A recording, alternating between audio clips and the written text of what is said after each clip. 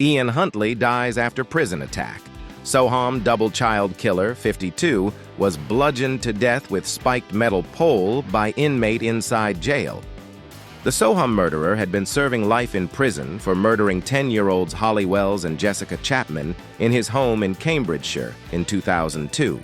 Huntley, 52, was transported to hospital after being targeted in a behind-bars ambush on his prison wing, which saw him hit with the metal weapon and ripped apart like a rat, according to a woman who visited the prison previously. He was left with catastrophic skull injuries. The Ministry of Justice confirmed that Huntley died at Newcastle's Royal Victoria Infirmary this morning.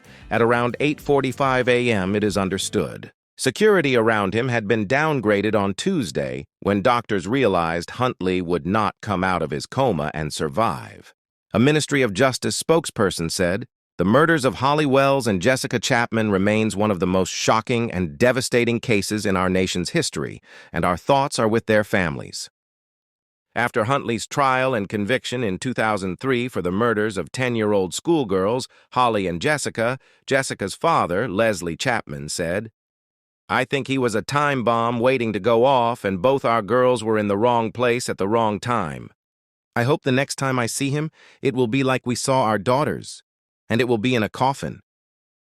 A spokesman for Durham Constabulary said, "A man who was attacked at HMP Frankland in Durham last week has died in hospital this morning." Ian Huntley, 52, was taken to hospital with serious injuries following an incident in the workshop on the morning of Thursday, February 26. A police investigation into the circumstances of the incident is ongoing.